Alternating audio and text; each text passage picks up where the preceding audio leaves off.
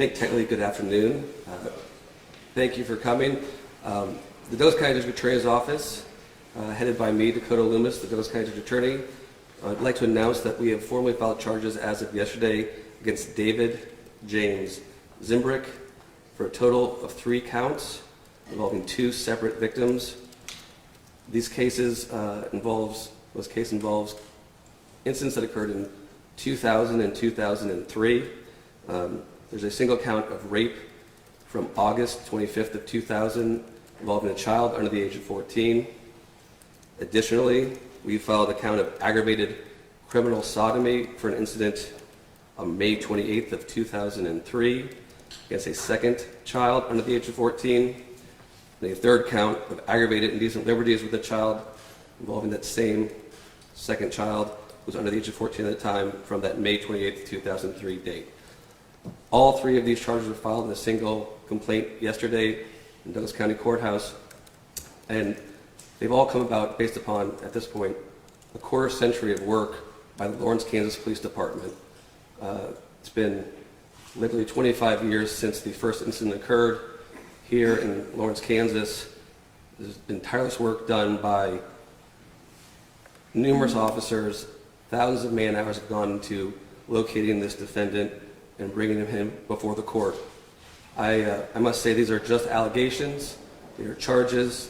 Mr. Zimbrick enjoys the presumption of innocence, and it's our office's job now to take the hard work that Detectives Price, Detective Bardwell, and all of everyone at the Lawrence Police Department have put in on this matter and make sure we hold Mr. Zimbrick accountable before the court. So I just wanted to say these are the charges that are facing Mr. Zimbrick today.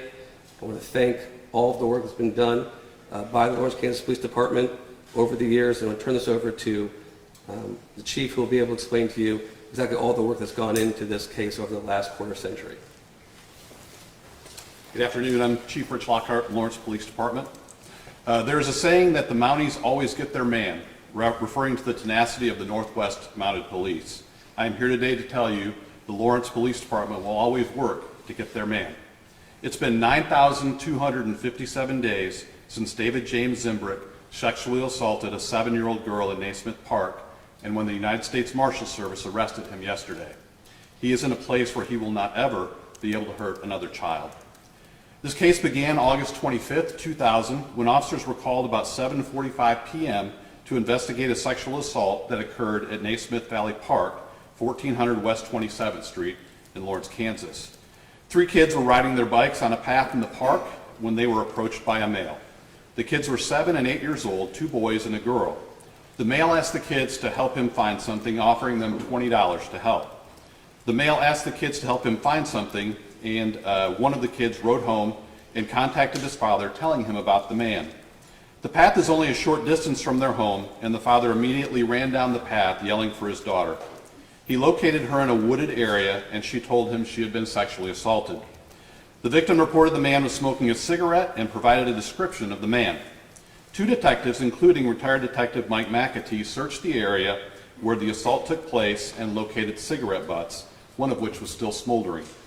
Unknown to the officers at the time, these cigarette butts would become key pieces of evidence.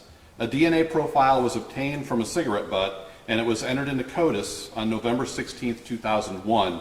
We never received a hit on that DNA profile. On May 23, 2003 at 6:49 p.m., we were called to investigate a sexual assault that occurred in Naismith Valley Park. In this case, 2 10-year-old boys were riding their bikes in Naismith Valley Park when they were approached by a man who asked them to help find something, offering them $20. The man sent the boys in different directions, and when he had one of the boys out of the sight of the other, he sexually assaulted him. When the man was done, the 10-year-old victim found his friend, and they both went home to tell the victim's father what happened. Sexual evidence was collected and was submitted to the KBI for testing, and on September 10, 2015, the DNA profile was obtained and entered into CODIS. On January 4, 2016, we were informed by the KBI of a match discovered between the DNA profiles from these 2 cases. Despite the match, we still did not have the identity of the subject. In 2019, Detective Amy Price discovered the use of forensic genetic genealogy to solve cases where there is DNA evidence but the offender is not known.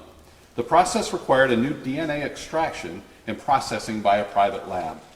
Detective Price worked with Parabon Nano Labs and worked with the KBI to have the evidence processed. In February 2020, the sample was sent to Parabon for processing. We were notified on March 12, 2020. The analysis was successfully genotyped the sample from the August 2000 case. On May 11, 2020, the detective was presented with a working hypothesis of the ancestry of the suspect. They were able to provide possible grandparents and parents of the suspect. The next step would be to gather DNA samples from these family members to further narrow down the identity of the suspect. At this point, the investigation was paused due to travel restrictions from the COVID-19 pandemic. We looked for connections between the family and Lawrence, Kansas, but could not find any. In September 2022, a KBI scientist informed Detective Price that the FBI had started an investigative genetic genealogy unit, and they were assisting local agencies with forensic genetic genealogy to solve cases. Detective Price contacted the unit, and they agreed to assist the LKPD with obtaining additional DNA samples from the family identified by Parabon. Through their investigation, they learned that one of the members of the family had a child when she was 14 or 15, and that child was put up for adoption. In December of 2022, Detective Price was informed that further analysis of these additional samples confirmed the suspect is almost certainly this child. Since the child was given up for adoption, an identification was difficult to obtain. In October 2025, Detectives Price and Megan Bardwell traveled to Santa Fe, New Mexico to interview the mother of the suspect to gather additional information about the possible suspect. The mother informed the detectives she was raped when she was a teenager and became pregnant as a result. The child was given up for adoption when he was born on January 20th, 1967 at Forbes Air Force Base in Topeka. She informed us around 2005 she was contacted by this son and he had identified himself as David Zimbrick. She informed the detectives of the adoptive parent's identity. Detectives determined the adoptive parents lived out of state. The mother could not provide any connection to Lawrence for the family, but she did say she believed David currently lived in Kansas City and provided his phone number. She was also able to provide pictures of David, and those pictures matched the general description of the suspect in these cases. On November 7, 2025, Detective Price obtained a search warrant for the adoption records for David Zimbrick, confirming the information provided by the birth mother. With the discovery of Zimbrick's identity, Detective Price located LPD records for him between 1987 and 1992. Listed addresses included Lawrence and Kansas City, Missouri. She also discovered an address in Raytown, Missouri. On December 20th, Price and Bardwell interviewed November 20th, 2025. Price and Bardwell interviewed Zimbrick at the Raytown Police Department. He told the detectives he was originally from Lawrence and attended KU but never obtained a degree. The detectives had a search warrant to collect his DNA sample. The sample was collected and Zimbrick did not provide any details about the investigation. Zimbrick's DNA sample was submitted to the KBI for analysis, and on December 18, 2025, Price was notified the DNA was a match to the 2003 case. On December 29, 2025, the U.S. Marshals Service located Zimbrick in Missouri and arrested him for the sexual assault of these two children. He was transported to the Jackson County, Missouri jail. There are 3 additional cases that have similar suspect descriptions and MOs, but there is not any physical evidence that we can use to link Zimbrick to these cases. One thing to keep in mind, these kids were doing something we all did as kids, riding their bikes in a park. Something they should have been able to do without being violently sexually assaulted by a sexual predator. It took us more than 2 decades to finally find him and put him in a place where he can't hurt other children. I hope this arrest provides some measure of comfort to these survivors. While we do not have any evidence of additional victims, it is likely there are other cases out there, and we hope this investigation will help locate those other cases. I want to thank several people who are responsible for this outcome. First, Detective Amy Price, to my immediate right, who worked tirelessly on this case and never gave up hope of solving it. Next to her, Detective Megan Bardwell, for her assistance in helping getting the case across the finish line. I also want to recognize retired Detective Mike McAtee, who I think is here today, for his collection of the cigarette butt. Without that piece of evidence, we would not have been able to link these 2 cases. I want to thank DA Dakota Loomis and Prosecutor Dave Melton for their help getting these cases charged. Charging 20-plus-year-old cases is not easy, and they worked tirelessly to make sure that these cases got charged. I also want to thank the KBI for their analysis of these items, especially the quick response once the suspect was identified.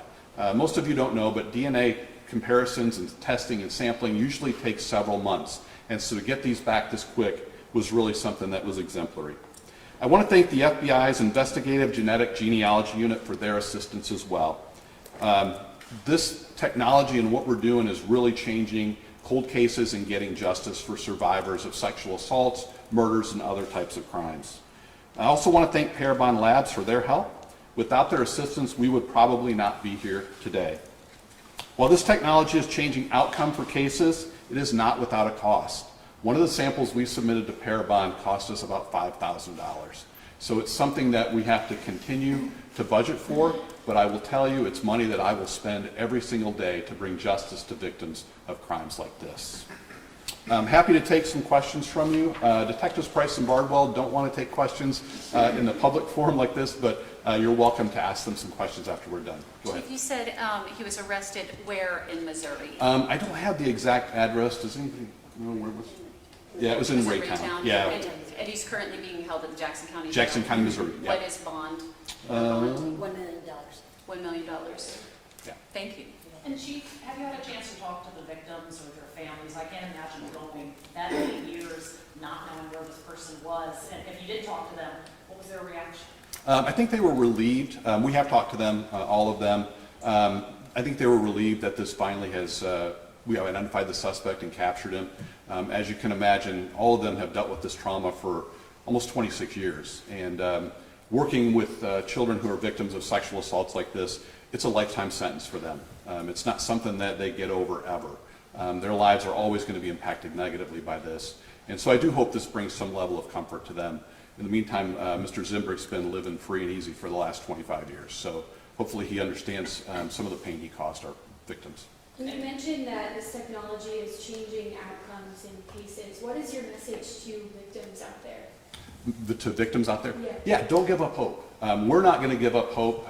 We have other cases that we're working on using this technology. There are other law enforcement agencies throughout the country. I think the highest profile one was the Golden Gate Killer that was captured and identified through this type of technology. It's really incredible, the work that's being done. I'm grateful that our community provides the resources for us to be able to do this, and hopefully there's maybe some allocations from a federal level that provides funding for things like this. It's really important work, and there are a lot of cases sitting out there waiting to be solved. Was there a discovery of any other crimes in his past, or was he flying under the radar? As far as we know, there wasn't, and that's what's really interesting about this. That's why we want to get his picture out there. The circumstances of these cases out there, they were all very similar. In the event that there is some additional cases that we're not aware of. For us, remember, we had his DNA in the combined DNA information system since early 2000s and didn't get any hits. Now that his DNA is in there, hopefully that will make it easier to get hits off of that DNA sample. Chief, has this particular park had similar issues or just been a center for, crime whatsoever, or was this just really out of the ordinary for this particular place where this happened? Yeah, not that I'm aware of. We just don't have things like this happening that frequently in Lawrence, and so, it's a place where kids rode their bikes and should have been able to do that without fear of being assaulted. Can you talk about how rare it is to come to this conclusion after 25 years? How often does that happen? This doesn't happen very often. That's part of the reason we wanted to tell the story and share it with everybody, because you're seeing a police department use technology that's new, it's fairly new, to solve a case, and somebody probably thought they got away with it, and we just want to let you know that if you've committed crimes like this, eventually we're going to catch up to you. Chief, you mentioned other cases that you don't have any DNA evidence for, but do you know, or do we know, if those cases are local or if they're all over the country? Can you get some The three cases I mentioned are local cases, so they're cases that we have and we work with similar sets of circumstances, but without the physical evidence. The statute of limitations has run out on them, so even if we could identify, we couldn't prosecute. In these two cases, the statutes were changed so that if you have DNA evidence, you can charge somebody and within a year of when you've identified them, and we identified them this year, so we've got the charges taken care of within that time frame. Chief, with that you said a single cigarette butt, I mean, how many can it survive? How many samples can that piece of evidence survive? I don't have the answer to that. I know when we talked about doing it, the KBI said there was enough DNA to do the sample, but you are right, you know, you can only use it up so much, but in this case it wasn't a concern when we did that testing. I have a question for you, sir, if I may. The suspect's being held at the Jackson County, Missouri Detention Center right now. How does the process work going from here? Will he still have like court here? Do you have like dates when you'll try to get him in front of a judge? So we have no dates here in Douglas County as of yet. What will occur is he'll appear before a judge in Jackson County on an extradition matter. He will either waive extradition or contest extradition. If he waives extradition, that means he'll agree to come back to Kansas, come back to Douglas County, and then we'd have a first appearance with him here. He'd be read the charges. I believe he's already retained an attorney in Missouri, but once the case is here, they'd enter their appearance here, and we would then proceed at that point. But it's all dependent upon whether or not he waives that extradition in Missouri or contests it. If he contests it, that can take up to 90 days to get a governor's warrant to then bring him back to Kansas to face the charges here. If I want to make sure I word this right. Based on what you heard from investigators during those conversations, did he deny these allegations in any way, or did he just remain silent and just listen to you guys? So I wouldn't get into any of the details about the investigation. I wasn't part of that investigation. I really can't speak about those details. What I'd say is simply that he has rights, and those rights we will respect in our office. Right to counsel, right to remain silent. I'm not sure what he did in this case, but those are things that will obviously come out during the course of this trial, if there is a trial. And so I think everyone will learn that probably throughout the course of this, but I don't know the answer to that today. Could you add what you know about that, Chief? Yeah, I mean, he didn't provide anything that was relevant to the case itself. I can't get into specifics about what was said, but nothing that would have benefited or hurt the investigation. And Chief, a couple questions for you. Okay. First, how proud are you of your staff for staying on top of something that spanned more than 2 decades? Yeah, I've been in law enforcement for 35 years, and I am so proud of the work that these folks did, especially these 2 detectives. I've worked in a big department, worked in a small department. It's kind of my medium-sized department, and I would put these 2 up against any detectives that I've known in 35 years as being 2 of the best. Well, hats off to both of them. Looking at just in layman's terms, so just to clarify, we're talking basically the same technology used for like 23andMe, right? I mean, that's essentially what you use to solve this case. Yeah, I mean, in simplistic terms, that's essentially what it is. You start looking at family trees. So the initial thing told us like grandparents and parents, and so then you've got to start dialing down and getting into collecting samples from them. So the grandparents had 3 kids, and this child was likely a child of one of those 3 kids. So you got to go back and get samples. That's where the FBI helped us with their investigative genetic genealogy unit to go out and collect those samples, and then we analyze those. So it's kind of like putting a puzzle together, and once you have all the pieces, then you get your picture, and we finally were able to create the picture of David Zimbrick. What is the profession of the suspect? I don't know what his profession is. How does that work with the collection of DNA samples of, like you said, grandparents and others and that sort of stuff? Do you have to compel that, or do they a lot of times just say, oh, you know, I'm ready to... Yeah, and that's what the detectives did. So the family lived out of state, so they had to travel out of state, talk to them. The mother was out of state, and we finally went and talked to her. You know, there's always the fear that when you get out there, they're not going to tell you anything.